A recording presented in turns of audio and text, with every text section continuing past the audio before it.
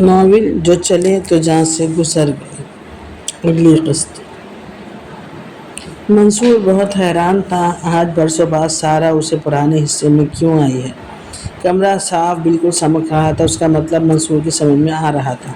سارہ نے پوری آنکھیں کھولی، سوتا ہوا ذہن بیدار ہوا اور لمحے بھر میں اسے سب کچھ یاد آ گیا اور وہ فوراً اٹھ کر بیٹھ گئی۔ باجی چلیے کھانا کھا لیجیے۔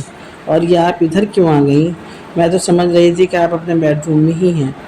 ابھی منصور جب کمرے میں گئے تو پتہ چلا کہ آپ وہاں ہیں ہی نہیں، تو میں گھبرا گئی کہ کہیں آپ گھر چھوڑ کر تو نہیں چلی گئیں۔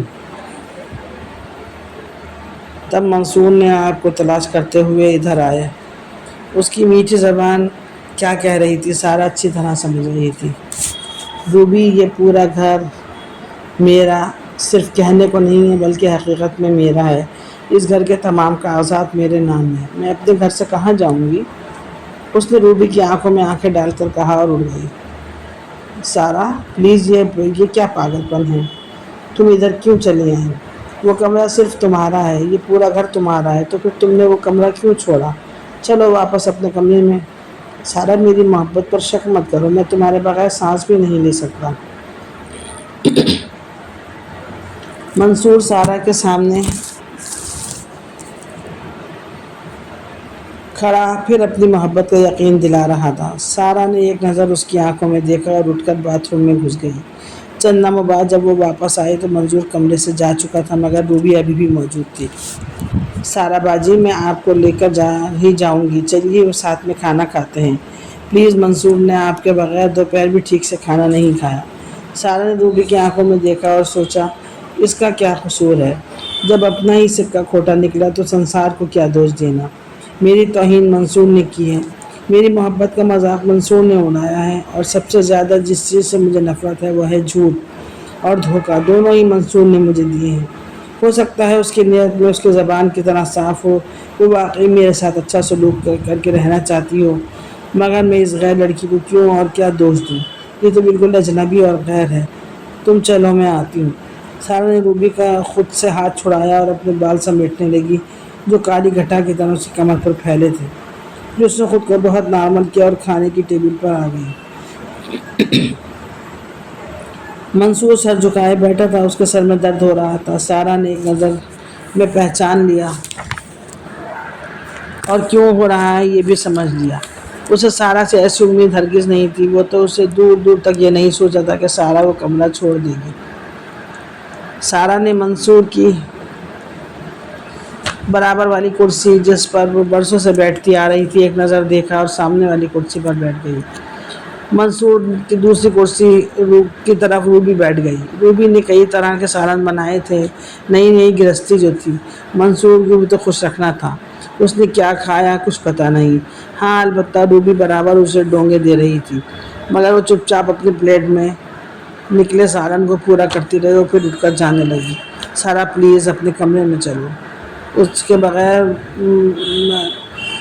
اس نے بغیر مڑے سنا، مگر پھر بھی تیز قدموں سے اپنے کمرے کی طرف بڑھ گئی۔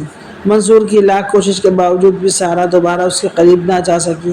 اس نے ماں بابا کے گھر کو ہی اپنا گھر بنا لیا۔ وقت آہستہ آہستہ گزرتا جا رہا تھا۔ روبی دن بھر اس سے کوئی سروکار نہ رکھتی، مگر منصور کی موجودگی میں ضرور اس کے پاس چکر لگا لیتی۔ وہ اسے محبت آمیز سلوک روا رکھتی۔ منصور یہ سب دیکھ کر مطمئن تھا کہ روبی نے اس کی بات پر عمل کیا اور سارہ کو اس کی ذات سے کوئی شکایت بھی نہیں۔ سارہ کھانے کی ٹیبل پر وقت پر آ جاتی اور خاموشی سے کھانا کھا کر چلی جاتی۔ منصور چاہ کر بھی اس سے کوئی بات نہ کر پاتا۔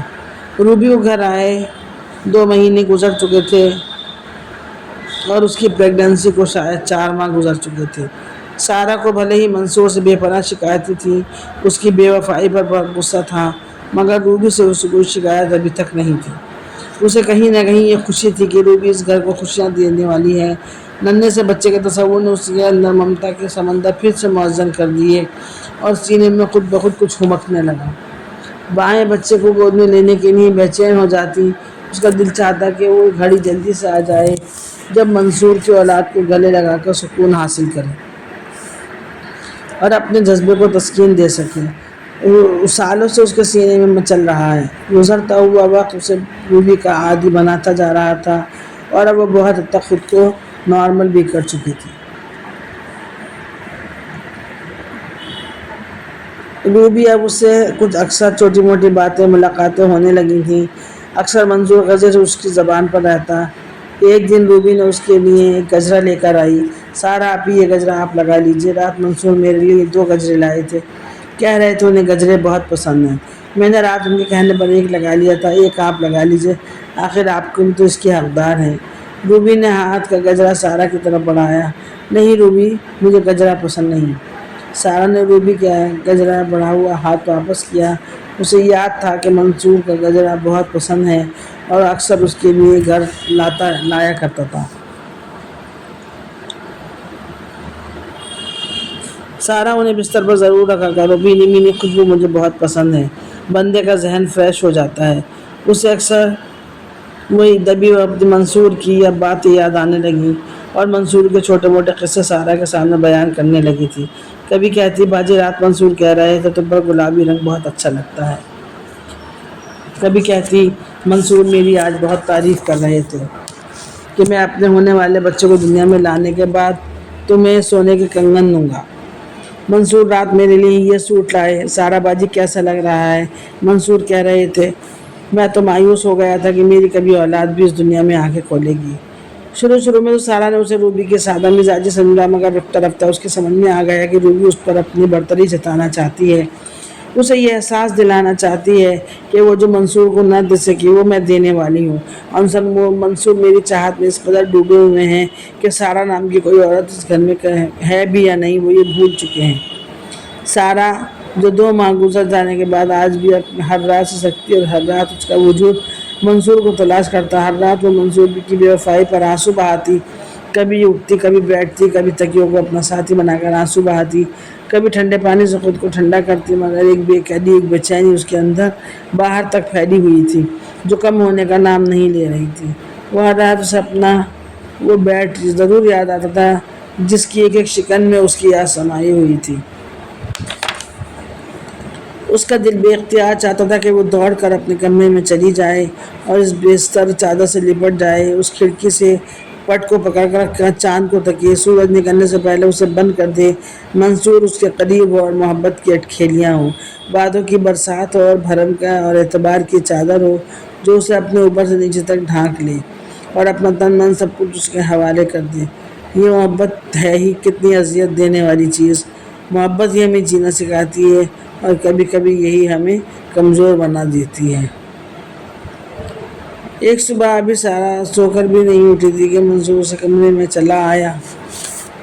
سارو، منصور نے دھیرے سے سارا کو آواز دی۔ سارا نے گھبرا کر آنکھیں کھولی۔ سارو، وہ منصور خود سارو کے سامنے بولنے کی ہمت نہیں کر پاتا۔ سارا ایک دم اٹھ بیٹھ گئی۔ کیا ہوا؟ سارو، وہ رات سے روبی کی طبیعت ٹھیک نہیں ہے، ابھی سوئی ہے، پلیز میرے لیے ناشتہ بنا دو اور اس کے لیے بھی۔ سارا نے حیرانی سے منصور کو دیکھا، اس نے تو ابھی ایک کپ چائے بھی نہیں بنائی تھی، ناشتہ تو خود کیا بناتا۔ سارا نے چپل پیروں میں ڈالے اور کچن کی طرف چل دی۔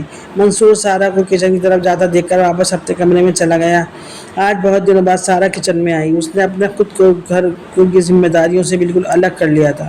اس نے ناشتہ بنایا اور ٹیبل پر لگایا اور منصور کا دروازہ بجا کر اپنے کمرے میں چلی گئی۔ اس کے بعد کیا ہوا اسے خبر نہیں ہوئی، البتہ منصور اپنے جانے سے پہلے سارا سے منت کر کے گیا تھا کہ پلیز روبی کا خیال رکھنا، آج اسے آرام کرنے دینا، گھر تم سنبھال لینا، وہ اس گھر میں صرف تمہاری خوشی کی خاطر ہے۔ روبی نے چند دن پہلے ہی شبانہ کو رخصت کر دیا تھا، اسے اپنے کام کرنے کا طریقہ پسند نہیں تھا اور وہ اپنا گھر خود سنبھالنا چاہتی تھی۔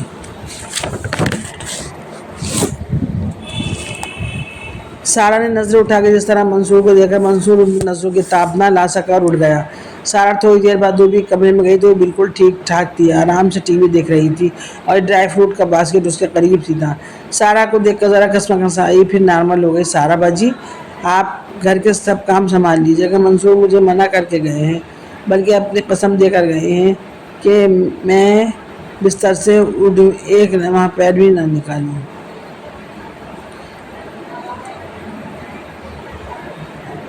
سارا اپنے لہجے سارا اس کے لہجے کو فوراً سمجھ گئی مگر بولی کچھ نہیں اور تم بس آرام کرو کہہ کر باہر نکل گئی۔ باہر نکلتے ہی اس کی آنکھیں پھر برس گئیں، پھر وہ گھر کے کاموں میں لگ گئی۔ منصور کو دوپہر کو آئے تو کھانا ٹیبل پر لگا چکی تھی اور سب کا انتظار کر رہی تھی۔ منصور کے آتے ہی روبی کی کمزوری مزید بڑھ گئی اور یہ منصور بغیر کچھ کہے اسے اپنا اور روبی کا کھانا لے کر کمرے میں چلا گیا۔ سارا انتظار ہی کرتی رہ گئی۔ جب وہ ٹیبل پر آئی تو چھوٹے برتنوں کی ٹرے رکھی تھی۔ اس نے اس کی بھوک مٹا دی۔ وہ چپ چاپ اپنے کمرے میں گئی۔ اب اس کی بھوک کی فکر کرنے والا اس گھر میں کون تھا؟ گزرتے وقت کے ساتھ